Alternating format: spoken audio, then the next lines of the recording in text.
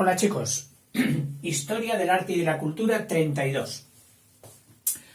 Observaréis que el mapa está un poquito flojo, pero bueno, ahora lo iremos recreciendo porque se queda mejor cuando se ve cómo la tiza hace las líneas, que si te lo presentan ahí todo hecho y te dicen, bueno, es un recurso más para los sentidos.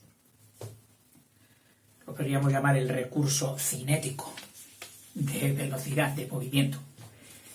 Se trata hoy de Fenicia. Fenicia es la precursora de la gran cultura. Al decir la gran cultura, nos estamos refiriendo a Grecia-Roma. Fenicia fue el puente que logró unir de forma inquieta, de forma agresiva, la cultura oriental, mesopotámica, persa, la arrojó, así, pero con esa palabra, la arrojó en el Mediterráneo. Y de ahí luego fructificaría, pues, las grandes culturas de Grecia y de Roma. ¿Y qué era Fenicia? Pues una tierra muy pequeñita, totalmente acotada. Aquí, en esta costa del Mediterráneo, hay una cadena paralela que deja una estrecha franja de unos 40 kilómetros no más. O sea que yo posiblemente aquí a escala la haya hecho mayor. Son los montes del Líbano. Unos montes altos, entre 2.000 y 3.000 metros de altura, que aquí en Europa es bastante. Pensemos que, por ejemplo, en la península ibérica el monte más alto son unos 3.000 y poco. El Mont Blanc en los Alpes, pues digamos, llegará a unos 4.000, no estoy seguro ahora, pero tampoco es una altura comparable con esas que hay en América y en Asia. O sea que aquí son alturas muy respetables.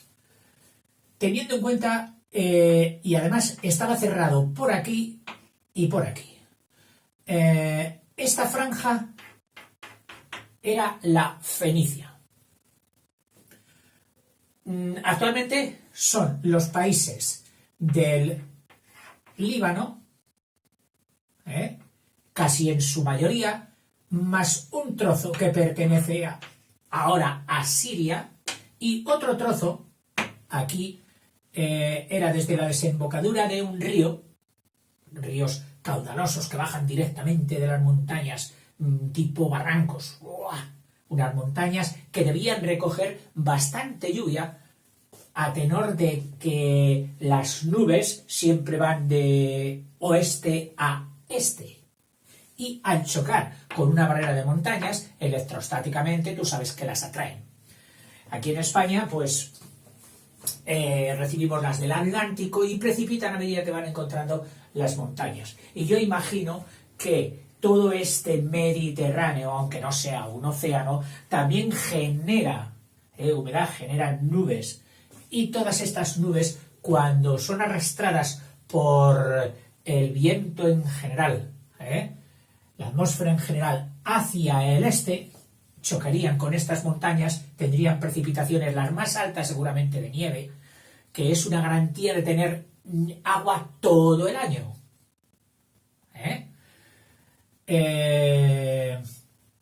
Y hacían unos valles, unos barrancos difícilmente comunicables entre ellos. O sea, siendo una longitud no muy grande, de pocos kilómetros, no se fomenta o no era posible la comunicación por tierra. ¿Qué hicieron? Pues bueno, comunicarse por mar.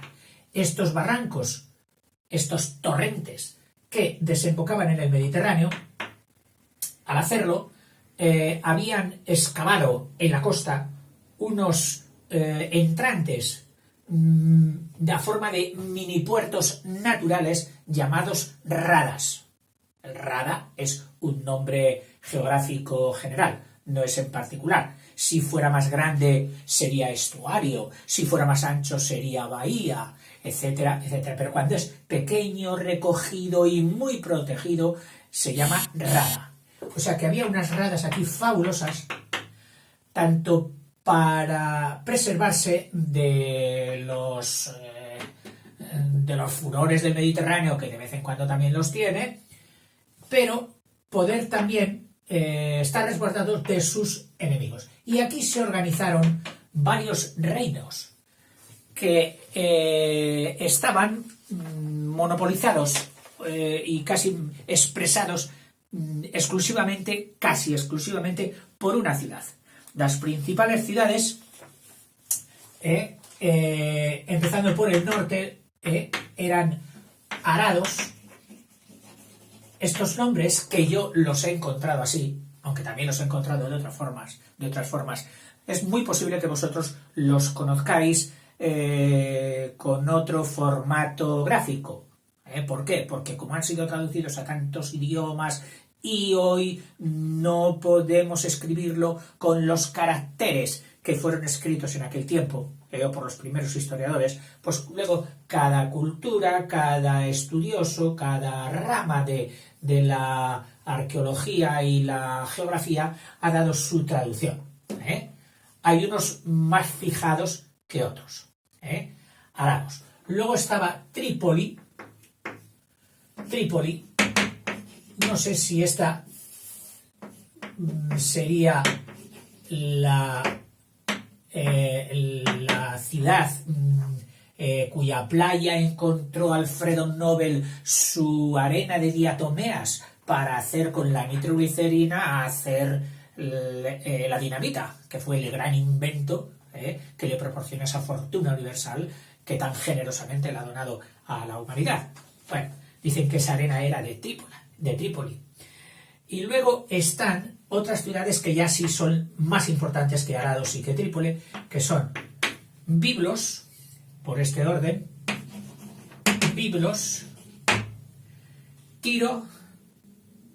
Sidón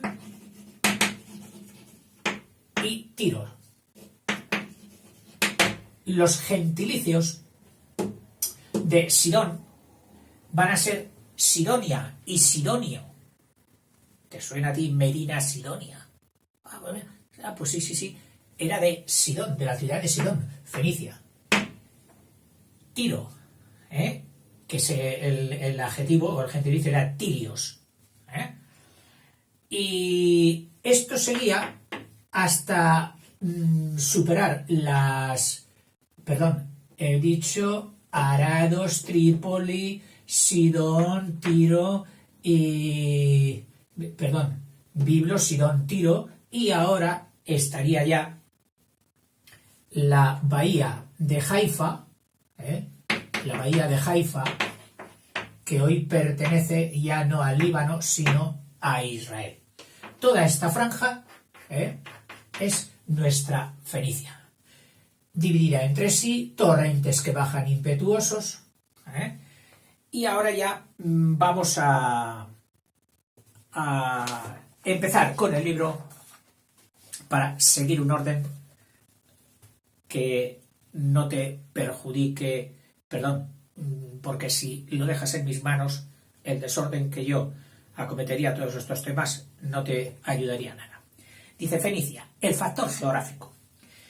El pequeño país denominado Fenicia en la antigüedad era la zona costera de la actual Siria, Líbano e Israel.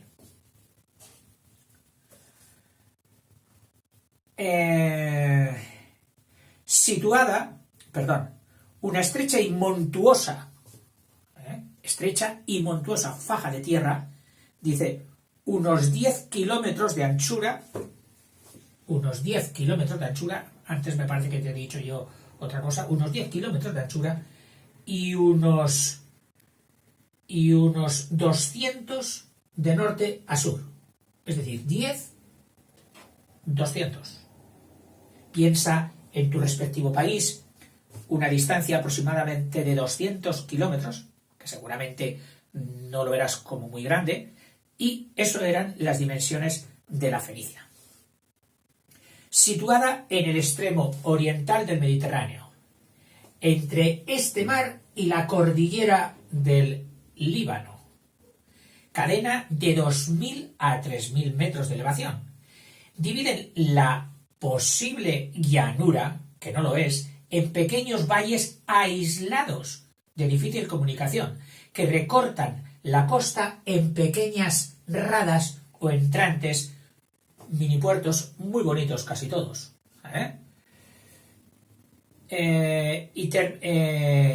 Pequeños valles aislados, cruzados por torrentes impetuosos, como todos los que bajan rápidamente de las montañas altas, y terminan sobre el mar en promontorios rocosos.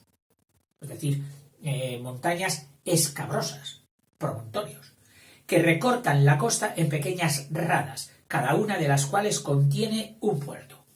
En los valles se cultivaba el trigo y la vid, típicos mediterráneos, y las pendientes montañosas que ascendían hacia los mares, pues estaban primero con las palmeras de la costa y luego con árboles frutales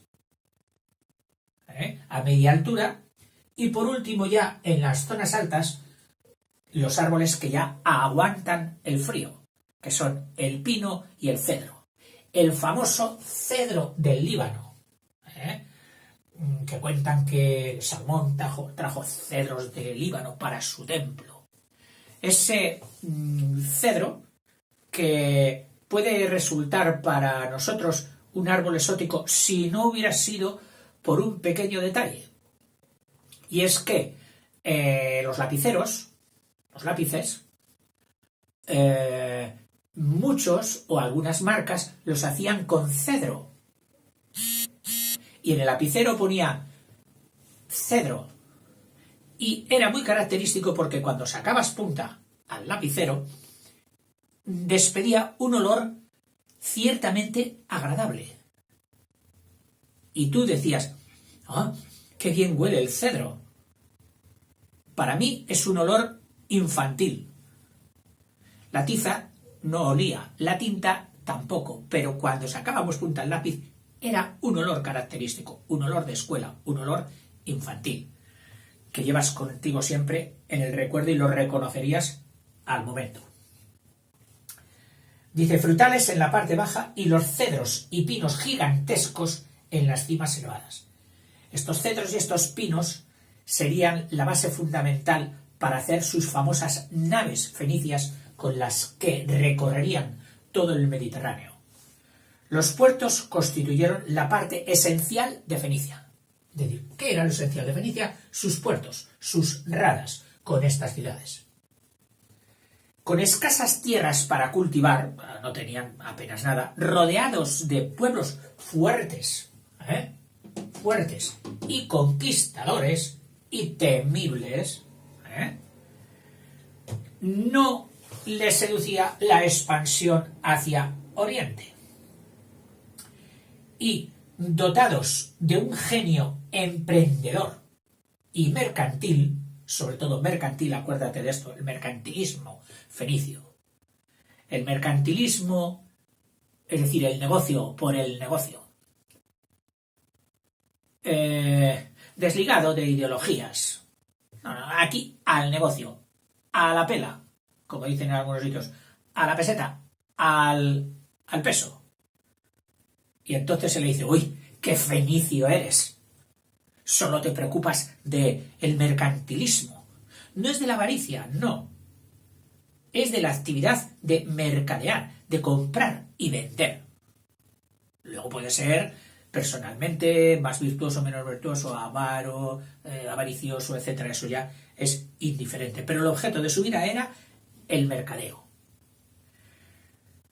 Dice, pues se echaron, al no poder ir hacia Oriente, se echaron hacia ese mar tranquilo que bañaba sus costas. Buscaron en él sus medios de vida y dedicaron todas sus actividades, llegando a ser los mejores marinos de la antigüedad. Nadie como los fenicios. Increíbles. Prácticos y utilitarios. O sea, hemos dicho mercantilística, pero hay que añadir estas otras dos facetas positivas. Prácticos, utilitarios. Lo que no sea útil, nada, eso no es útil, de aquí no sacamos nada, déjalo. Oh, pero es nada, que eso no es útil. Prácticos, utilitarios y mercantilistas. Y solo pensaron enriquecerse por medio del comercio, mercantilistas.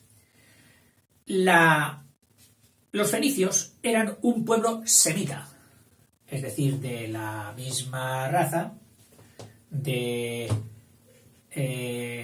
judíos, cananeos y todos aquellos. Precisamente esta zona de aquí fue llamada también en la antigüedad Canaán.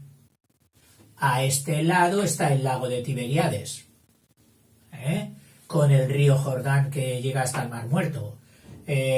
Aquí está Damasco. Vamos, que están metidos en todo el bollo. Y hoy también está la Franja de Gaza, Palestina, Israel y todo ese guisado que por desgracia hay montado allí continuamente de beligerancias. Los fenicios eran un pueblo semita de comerciantes enriquecidos, procedentes de las ciudades-puertos de la costa, entre las que fueron los principales Arados, Trípoli, Biblos, Sidón, Tiro, dice, y sobre todo Tiro. Es decir, si alguna de estas tuvo especial importancia, dice que fue Tiro. Todas ellas fueron florecientes emporios mercantiles, riqueza, movimiento, vida rápida, alegre, en fin, de mucha pasta. Dice, y en sus manos estuvo desde fines del segundo milenio, es decir, de 1800 y pico antes de Cristo, gran parte del tráfico marítimo mediterráneo hasta que la opresión y conquista de su país por Asiria, la opresión puso fin, como sucede con todos los imperios de todas las civilizaciones, hasta fines del siglo VIII antes de Cristo. Es decir, prácticamente más de 1000 años estuvieron o fueron hegemónicos los fenicios. Pero la más emprendedora y ambiciosa de las ciudades fenicias fue Tiro, la cual durante unas centurias, las centurias más los siglos de oro de esta civilización, especialmente de Tiro, fueron los siglos X y IX antes de Cristo. Dice, fue la verdadera metrópoli de las colonias de Occidente. Es decir, todas las colonias que había por aquí, que ellos habían hecho, la metrópoli, es decir, donde se cocía todas las decisiones importantes y donde iba a parar todo y de donde salía todo, era Tiro. Tiro.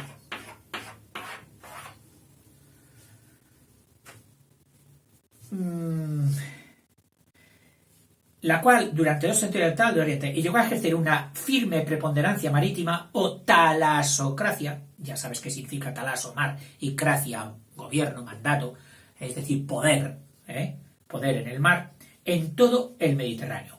Los mercaderes tirios, que es el gentilicio de Tiro, surcaban con sus naves este mar, llevando toda clase de mercancías y monopolizando por completo el tráfico marítimo de los artículos de lujo. Es decir, hoy las mercancías muchas veces son de gran volumen. ¿Por qué? Porque se trasladan materias primas para ser manufacturadas o elaboradas en otros países. Entonces hay grandes barcos, que son, por ejemplo, el petróleo, los petroleros, los barcos ¿cómo se dice?, de graneles, que transportan cemento, transportan grano, en aquel tiempo se iba a lo que tuviera pequeño volumen y gran rendimiento, es decir, artículos de lujo. La época de máxima prosperidad económica fenicia coincidió con la hegemonía de Tiro. Lo repite.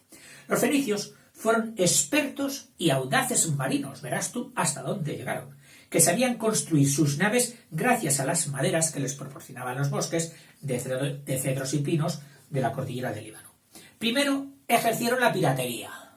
Sí, primero. Pero pronto se dedicaron al comercio. O sea, la piratería era robar, llevártelo y ala. Pero luego se dieron cuenta de que era más productivo y menos peligroso y menos arriesgado no hacer de piratas, sino de comerciantes. Es decir, hacer el trueque, no robar, trocar y dejar al otro contento para poder volver. Cuando te haces pirata, pues la gente luego se defiende contra ti y están atentos para cuando vengas de nuevo y cascarte. Es lo lógico. Primero ejercieron, pero pronto se dedicaron recorriendo por tierra y por mar todos los países del mundo conocido. Por el este, alcanzaron hasta la India. Por el oeste, después de redescubrir todo el Mediterráneo occidental, cuyos lazos con Oriente se habían roto a principios del siglo XII, ya no mantenían lazos con Oriente, sus naves no solo recorrieron todo este mar Mediterráneo, sino que franquearon el estrecho de Gibraltar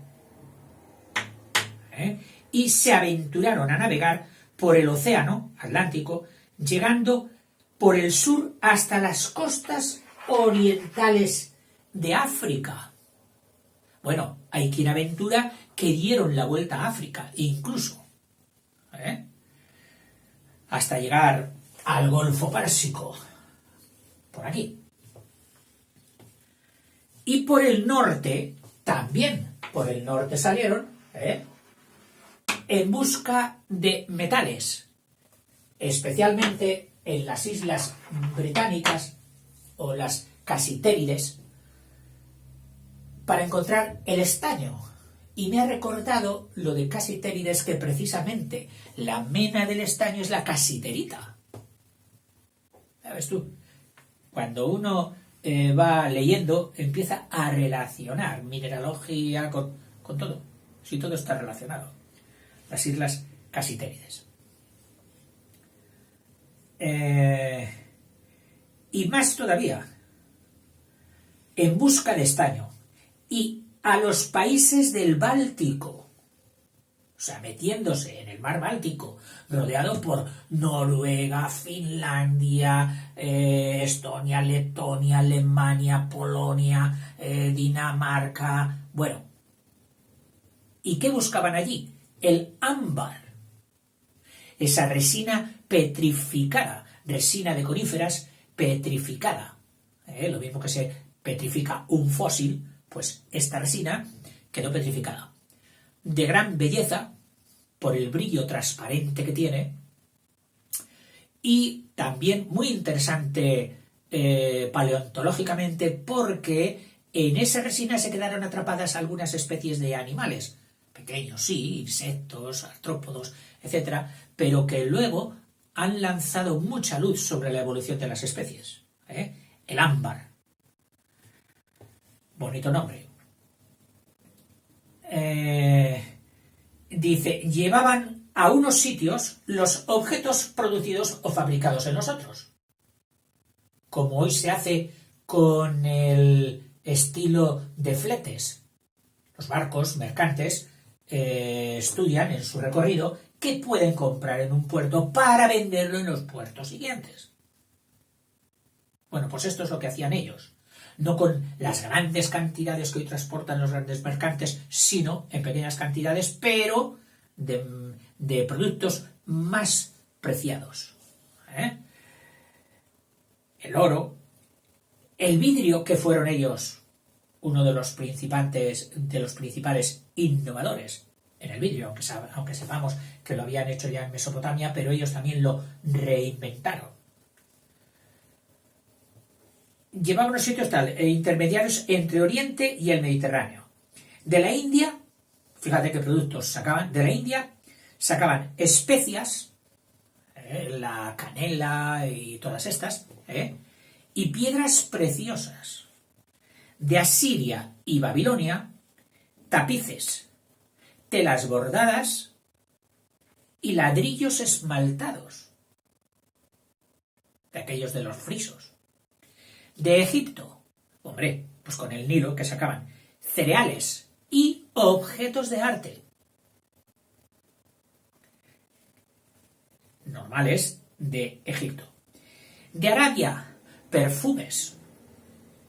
De Sicilia, la isla álgida, núcleo de todo el Mediterráneo. Todo lo que pasó en el Mediterráneo pasó por Sicilia.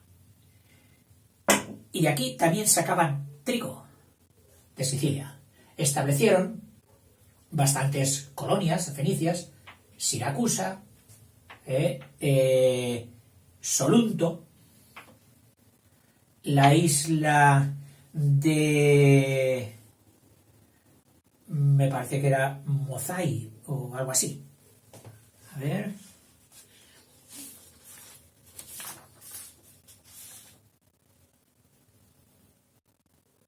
la isla de Macia. Isla de Macia. Muy importante porque le hicieron una isla, toda ella una ciudad fortificada.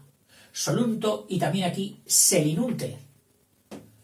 Una población preciosa y que dispone hoy, según me ha dicho, sí, una persona, dice, tenemos el parque arqueológico más extenso de Europa.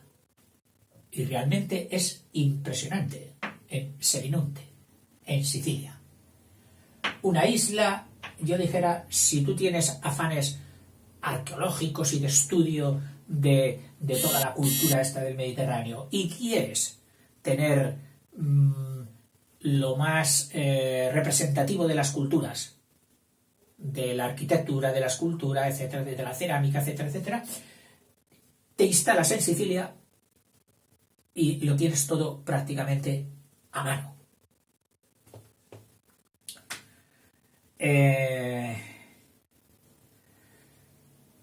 Más cosas que traían. De Sicilia, trigo. Y de España, plata. Aquí, en las minas de Almería, de Rodalquilar, me parece que se llamaban. Bueno, Rodalquilar no sé si era oro o plata. Pero bueno, España siempre tuvo fama de metales preciosos.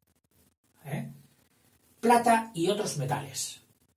En concreto, el cobre de las minas de Río Tinto.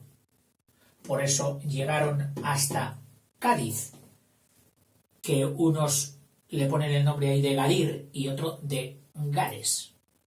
Sin embargo, Málaga no, Málaga ya fue después con los griegos.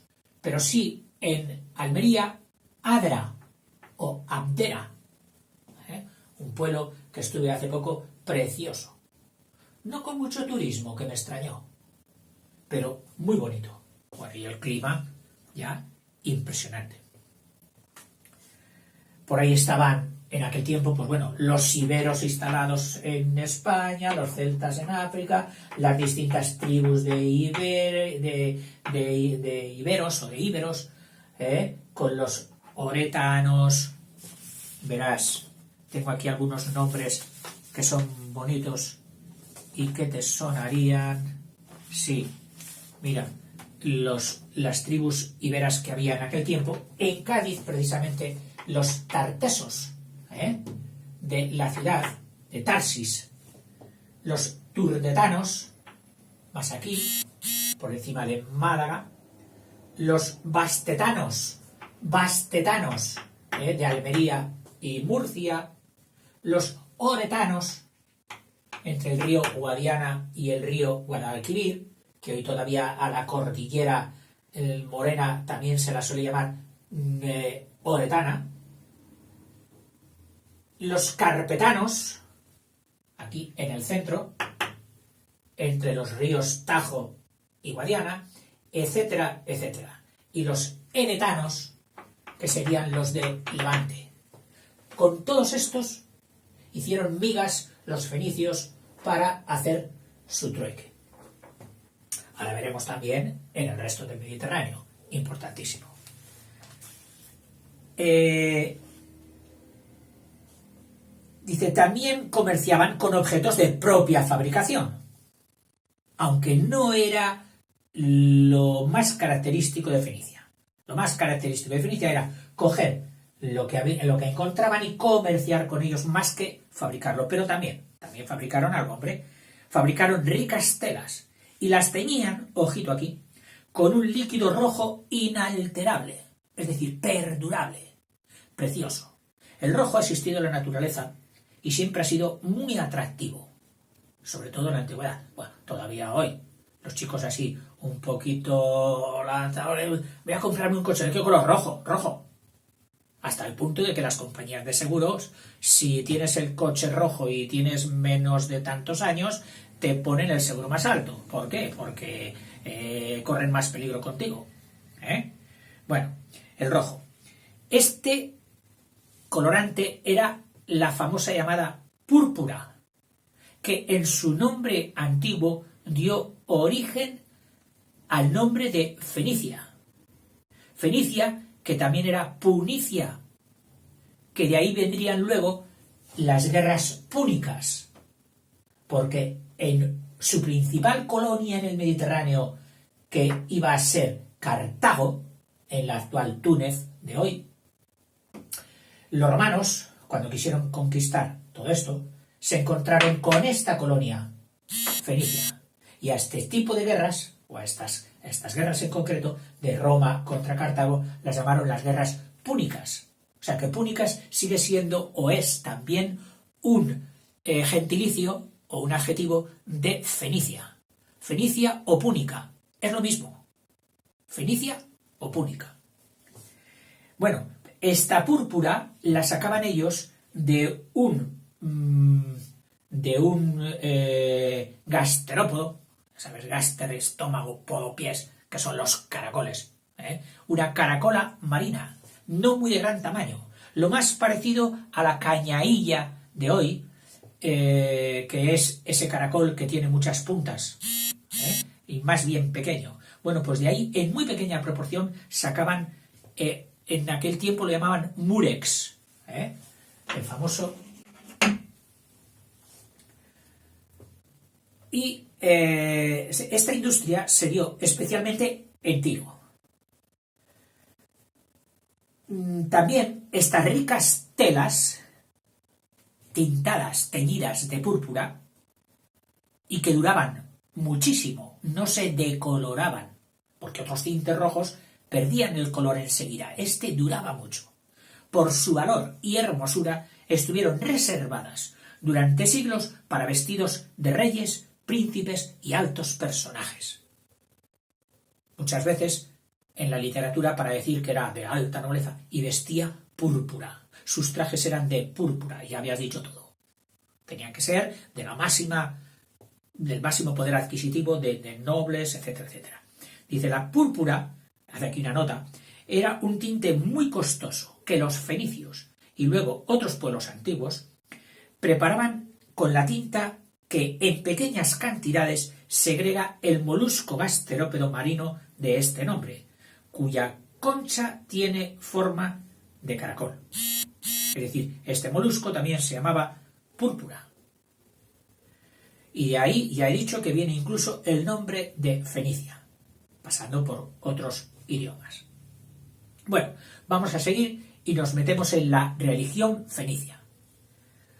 Aunque realmente creo que haríamos mejor en detener aquí el vídeo para que no salga un vídeo muy extenso y pasaríamos luego con lo otro. ¿Os parece?